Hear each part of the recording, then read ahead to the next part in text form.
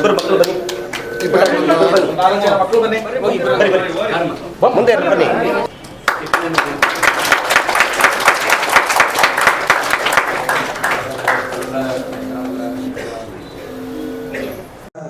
ಮುಂದೆ ಬಂದು ನಾವು ಯಾವುದೇ ಕಾರಣಕ್ಕೂ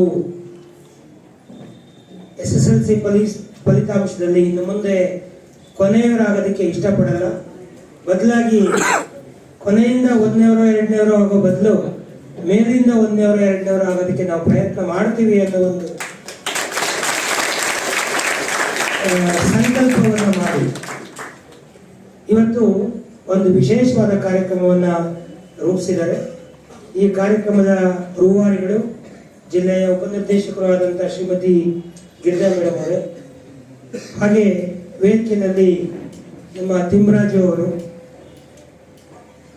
ಚಿಕ್ಕನಹಳ್ಳಿ TCH ಕಾಲೇಜಿನ ಪ್ರಾಂಶುಪಾಲರು, ಹಾಗೆ ಸಿದ್ದೇಶ್ವರ್ ಅವರು ನಿವೃತ್ತ BO ಅವರು, ಹಾಗೆ ನಮ್ಮ ಶಿರಾದ BO ಆದಂತಹ ಕೃಷ್ಣಪ್ಪನವರು, ಹಾಗೆ ಗಂಗಾಧರ್ ಅವರು, ಜೊತೆಗೆ ನಮ್ಮ ಸಹ ಶಿಕ್ಷಕರ ಸಂಘದ ಅಧ್ಯಕ್ಷರಾದಂಥ ಸ್ನೇಹಿತರಾದಂಥ ಯತಿಕುಮಾರ್ ಅವರು, ಹಾಗೆ ಎಲ್ಲರೂ ಕೂಡ ಕರಿಯಣ್ಣ ಅವರು ನಿಮ್ಮ ಶಾಲೆಯ SDMC ಅಧ್ಯಕ್ಷರು, ಜೊತೆಗೆ ನಿಮ್ಮ ಶಾಲೆಯ ಉಪಪ್ರಾಂಶುಪಾಲರಾದಂಥ ನಾಗರಾಜ್ ಅವರು, ಹಾಗೆ ಮತ್ತೋರ್ವ ಸಮಾಜ ಸೇವಕರು ಶಿಕ್ಷಣಾಸಕ್ತರಾದಂಥ ಚಿಕ್ಕಣ್ಣವರು ಕೂಡ ನಮ್ಮ ಜೊತೆಗಿದ್ದಾರೆ, ರಾಮಚಂದ್ರಪ್ಪ ಇದ್ದಾರೆ, ಹಾಗೆ ನಮ್ಮ ಈರಗಿರಿಯಪ್ಪ ಇದ್ದಾರೆ, ಜೊತೆಗೆ ನಮ್ಮ ಲಕ್ಷ್ಮಣ ಮೂರ್ತಿಯವರು, ಎಲ್ಲರೂ ಕೂಡ ಇವತ್ತು ಹಲವಾರು ಜನ ರಿಸೋರ್ಸ್ ಪರ್ಸನ್ಸ್ ವಾಲಂಟ್ರಿ ಆಗಿ ನಾವು ಈ ಜವಾಬ್ದಾರಿ ತಗೋದು. ನಾನು ಕೇಳಿದೆ ಮೇಡಮ್ ಅವ್ರನ್ನ, ನೀವೇನು ಮಾಡಿದ್ರು ಕೂಡ ಶನಿವಾರ ಭಾನುವಾರ ಶಿಕ್ಷಕರು ವಾರದಲ್ಲಿ 6 ದಿವಸ ಕೂಡ ಕೆಲಸ ಮಾಡಿರ್ತಾರೆ, ಮಕ್ಕಳು 6 ದಿವಸ ಬಂದಿರ್ತಾರೆ. ಒಂದ್ಸರಿ ಯೋಚನೆ ಮಾಡಿ ನೋಡಿ, ಇದು ಬಲವಂತದ ಕಾರ್ಯಕ್ರಮ ಆಗೋದು ಬೇಡ, ವಾಲಂಟ್ರಿ ಆಗಿ ಬರೋದಕ್ಕೆ ರೆಡಿ ಇದ್ದಾರೆ ಅಂತ ಪ್ರಶ್ನೆ ಮಾಡಿದೆ. ಅವರು ಒಪ್ಕೊಂಡ್ರು. ಬಹಳ ಉತ್ಸಾಹದಿಂದ ಮಕ್ಕಳು ಮುಂದೆ ಬಂದಿದ್ದಾರೆ. ನಮಗೆ ಬೇಕು, ನಾವು ಸಾಧಕರಾಗೋದಕ್ಕೆ ಹೊರಟಿದ್ದೇವೆ, ನಮ್ಗೆ ಅವಕಾಶ ಮಾಡಿಕೊಡಿ ಅಂತ ಕೇಳಿದ್ದಾರೆ. ಹಾಗೆ ಶಿಕ್ಷಕರು ಕೂಡ ಆ ಮಕ್ಕಳಿಗೆ ಸಹಕಾರ ಕೊಡೋದಕ್ಕೆ ವಾಲಂಟ್ರಿಯಾಗಿ ಮುಂದೆ ಬಂದಿದ್ದಾರೆ ಅನ್ನೋ ಮಾತನ್ನ ಹೇಳಿದ್ರು. ನನಗೆ ತುಂಬಾ ಖುಷಿ ಆಯ್ತು ಮಾಡೋಣ ಅಂತ ಹೇಳಿ ಇವತ್ತು ಶಿರಾದಲ್ಲಿ ಕಾರ್ಯಕ್ರಮ ಉದ್ಘಾಟನೆ ಆಗ್ತಾ ಇದೆ. ಅವ್ರು ನನಗೆ 150 ಜನ ಅಂತ ಹೇಳಿದ್ರು. ಒಂದೊಂದು ಶಾಲೆಯಿಂದ, ಗ್ರಾಮಾಂತರ ಭಾಗದಿಂದ ಇಬ್ಬರಿಬ್ರು, ಜೊತೆಗೆ ಇಲ್ಲಿ ಶಿರಾ ನಗರದಲ್ಲಿ ಇಂಗ್ಲಿಷ್ ಮೀಡಿಯಂ ಗೌರ್ಮೆಂಟ್ ಸ್ಕೂಲ್ಸ್ ಏನಿದೆ ಆ ಶಾಲೆಗಳಿಂದ 5 ಜನ ಅಂತ ಮಾಹಿತಿ ಕೊಟ್ಟರು. ಇವತ್ತು ನೋಡಿದ್ರೆ 160 ಜನ ಇದ್ದಾರೆ ಅಂತ ನಮ್ಮ ರಾಜಣ್ಣ ಹೇಳಿದ್ರು. ಅವರು ಕೂಡ ಇದರಲ್ಲಿ ಒಬ್ರು ಬೆನ್ನೆಲುಬಾಗಿದ್ದಾರೆ. 180 ಆಗಿದ್ದಾರೆ. ಇನ್ನು ಮೋಸ್ಟ್ಲಿ ನಾಳೆ ನೆಕ್ಸ್ಟ್ ವೀಕ್ ಬರೋಷ್ಟಕ್ಕೆ 200 ಜನ ಆಗ್ತಾರೆ ನೋಡೋಣ. ಇಲ್ಲಿ ಇದು ಬೇಕು ಬೇಡ ಅಂತಲ್ಲ, ಎಲ್ಲ ಒಂದ್ ಕಡೆ ಸರ್ಕಾರಿ ಶಾಲೆಗಳಲ್ಲಿ ಫಲಿತಾಂಶ ವೃದ್ಧಿ ಆಗಬೇಕು. ಇವತ್ತು ಪೋಷಕರು ಬೇರೆ ಬೇರೆ ಕಾರಣಕ್ಕಾಗಿ ಸರ್ಕಾರಿ ಶಾಲೆಗಳಿಂದ ವಿಮುಖರಾಗಿ ಖಾಸಗಿ ಶಾಲೆಗಳತ್ತ ಅನಿವಾರ್ಯವಾಗಿ, ಬೇಕಂತ ಖುಷಿಯಿಂದ ಯಾರು ಖಾಸಗಿ ಶಾಲೆಗೆ ಹೋಗಲ್ಲ, ಅನಿವಾರ್ಯವಾಗಿ ತಮ್ಮ ಮಕ್ಕಳ ಭವಿಷ್ಯ ಅಂದ್ಕೊಂಡು ಪೋಷಕರು ಬಹಳ ಸಂಕಷ್ಟದಿಂದಾನೇ ಖಾಸಗಿ ಶಾಲೆಗಳ ಕಡೆ ಹೋಗ್ತಾ ಇದ್ದಾರೆ.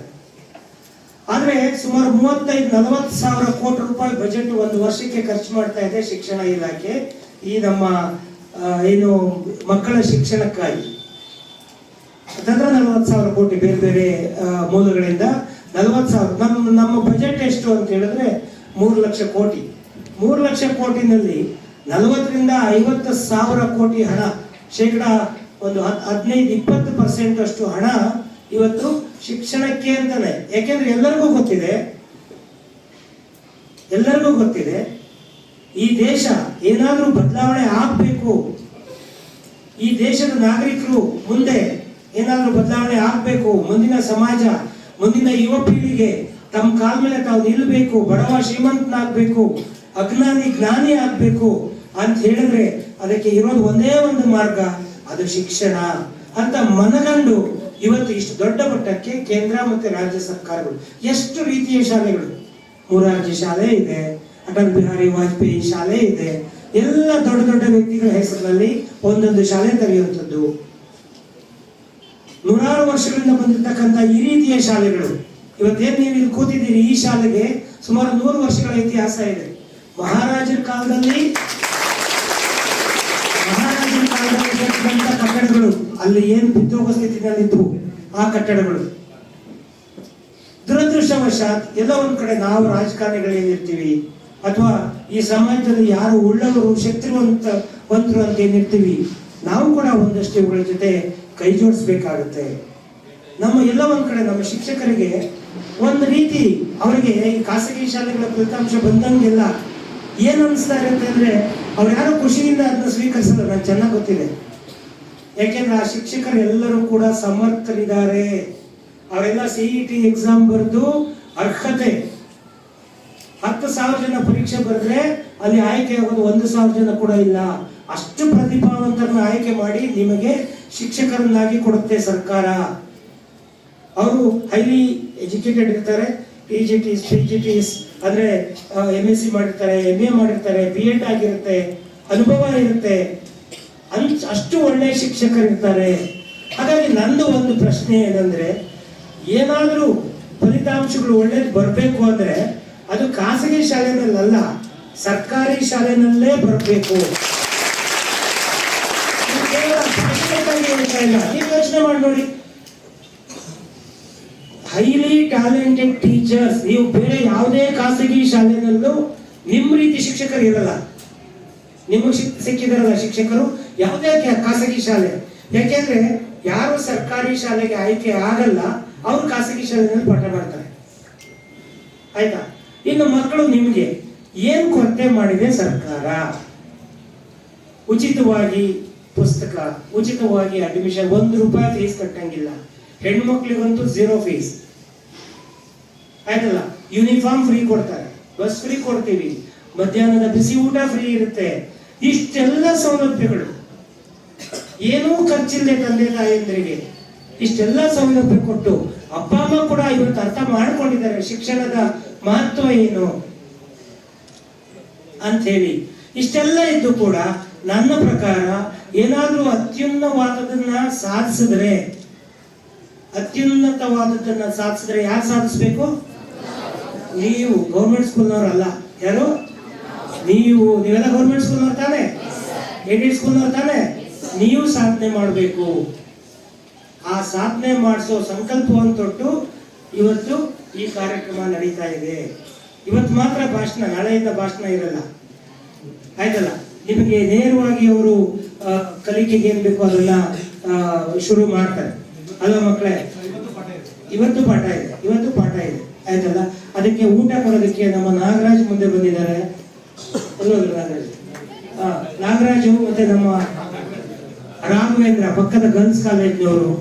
ಸಹಜವಾಗಿ ಇದಕ್ಕೆ ಡಿಮ್ಯಾಂಡ್ ಜಾಸ್ತಿ ಆಗುತ್ತೆ. ಮಧ್ಯಾಹ್ನದ ಊಟ ನಿಮ್ಗೆ ಅವ್ರ ಶಾಲೆಯಿಂದ ಒದಗಿಸ್ಕೊಡುವಂತ ಕೆಲಸವನ್ನ ಮಾಡ್ತಾರೆ. ಜೊತೆಗೆ ನಾನು ಕೂಡ ಒಂದಷ್ಟು ನಿಮ್ಮಲ್ಲಿ ಆಲ್ರೆಡಿ ಈಗ ಬ್ಯಾಗ್ಗಳು ಇದ್ದಾವೆ, ಲಾಸ್ಟ್ ಇಯರ್ ಕೊಟ್ಟಂತವು.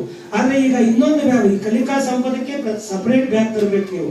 ಅಥವಾ ಇನ್ನೊಂದು ಬ್ಯಾಗ್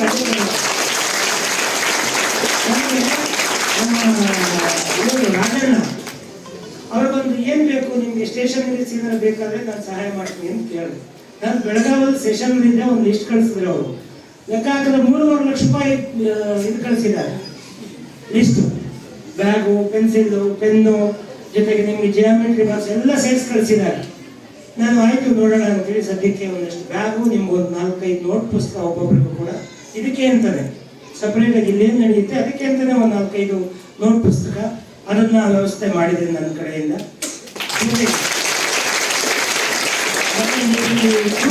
ಈ ಕಟ್ಟಡ ಇದೆಯಲ್ಲ, ನಾನು ಅದನ್ನ ನಾನಾಗಿ ಹೇಳ್ಕೊಳೋದಂತಲ್ಲ. ನಾನು ಒಂದ್ಸಾರಿ 2 ವರ್ಷದಿಂದ 3 ವರ್ಷದಿಂದ ನಾನು MLC ಆಗಿ 4 ವರ್ಷ ಆಯ್ತಷ್ಟೇ ಶಾಸಕನಾಗಿ. ಯಾರೋ ಒಂದು ಪತ್ರಿಕೆಯಲ್ಲಿ ನನ್ನ ಗಮನ ಸೆಳೆದ್ರು, ಸೋಷಿಯಲ್ ಮೀಡಿಯಾದವ್ರು ನನ್ನ ಗಮನ ಸೆಳೆದ್ರು. ಅವತ್ತು ನಾನು ಇಲ್ಲಿ ಬಂದು ನೋಡಿದೆ, ದುಸ್ಥಿತಿಲಿತ್ತು ಕಟ್ಟಡಗಳು. ಇದು ಒಂದು ಕಾಲಕ್ಕೆ ಮಹಾರಾಜರು ಕಟ್ಟಿಸಿದಂತ ಶಾಲೆ. ಇಡೀ ಶಿರಾ ತಾಲೂಕಿನ ಅತ್ಯುನ್ನತ ವ್ಯಕ್ತಿಗಳು, ದೊಡ್ಡ ವ್ಯಕ್ತಿಗಳೆಲ್ಲ ಇಲ್ಲಿ ಓದಿದ್ರು. ಆದ್ರೂ ಕೂಡ ಯಾವ ಕಾರಣಕ್ಕೋ ಬೇರೆ ಕಾರಣಕ್ಕೆ ಈ ಕಡೆ ಯಾರಿಗೂ ಗಮನ ಇರಲಿಲ್ಲ. ಬಿದ್ದೋಗ್ತಿರ್ತಕ್ಕಂಥ ಕಟ್ಟಡ. ಸೊ ಆ ಕೂಡಲೇ ಗಮನ ಹರಿಸಿ ನಾನು ಹಿಂದೆ ಮುಂದೆ ನೋಡಿದೆ, ಮಾತು ಕೊಟ್ಟು ಒಂದು ₹5 ಕೋಟಿ ವೆಚ್ಚದಲ್ಲಿ ಈ ಕಟ್ಟಡವನ್ನು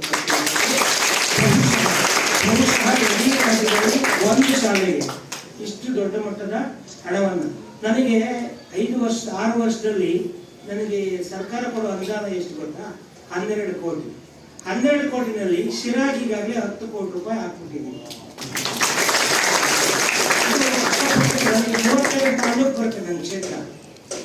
32 ತಾಲೂಕು, 5 ಜಿಲ್ಲೆ ಆಯ್ತಲ್ಲ. ಕೋಲಾರ, ಚಿಕ್ಕಬಳ್ಳಾಪುರ, ತುಮಕೂರು, ಚಿತ್ರದುರ್ಗ, ದಾವಣಗೆರೆ 5 ಜಿಲ್ಲೆಗೂ ನಾನು ಹಣ ಕೊಡ್ಬೇಕು. ಆಕ್ಚುಲಿ ನನಗೆ ಆತ್ಮಸಾಕ್ಷಿ ವಂಚನೆ ಆಗಲಿಲ್ಲ ಅಂತಾದ್ರೂ ಕೂಡ, ವಂಚನೆ ಆದ್ರೂ ಪರವಾಗಿಲ್ಲ, ಅಲ್ಲೇ 10,000, ಅಲ್ಲೇ 5 ಲಕ್ಷ, ಇಲ್ಲೊಂದು ಲಕ್ಷ, 2 ಲಕ್ಷ ಕೊಟ್ಟು ಅದೇನಕ್ಕೂ ಬರ್ದಂಗೆ ಸರ್ಕಾರದ ಹಣ. ಯಾರ ಹಣ? ಅದು ಜನರ ತೆರಿಗೆ ಹಣ, ಅದು ನಂದಲ್ಲ, ಸರ್ಕಾರ ಕೊಡುವಂತ ಹಣ.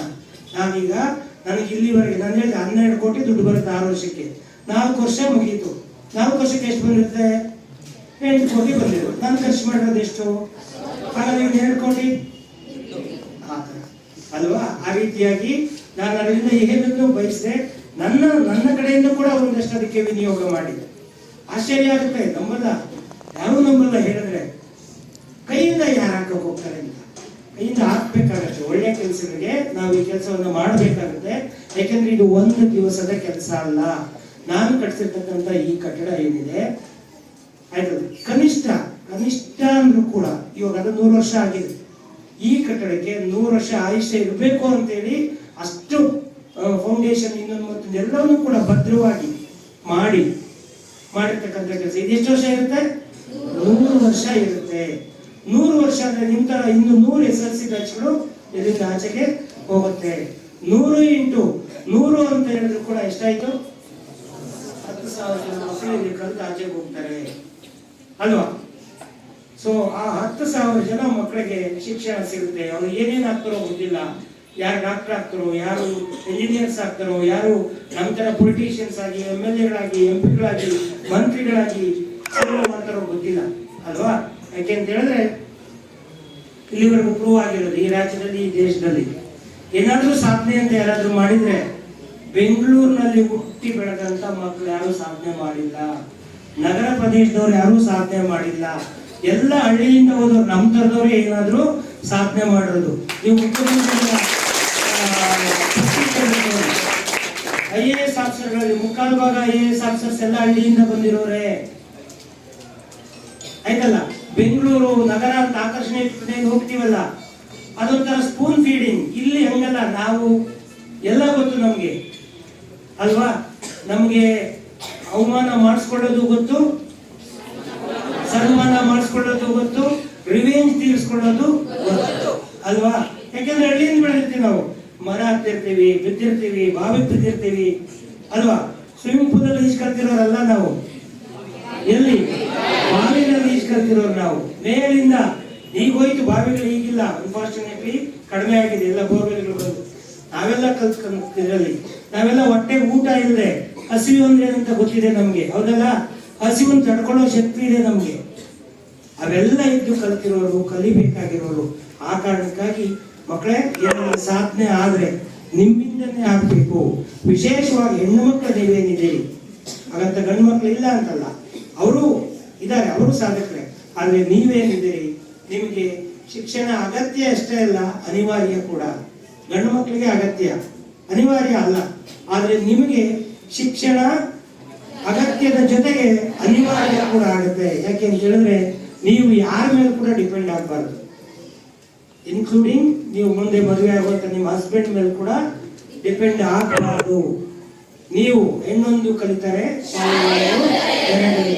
ಅಂತ ಹಿಂದೆ ಹೇಳಿದ ಮಾತು. ಈಗ ಹೆಣ್ಣೊಂದು ಕಲಿತರೆ ಒಂದು ಸಮಾಜನೇ ಅಭಿವೃದ್ಧಿ ಆಗುವಂತ ಸಾಕಷ್ಟು ಅವಕಾಶಗಳು.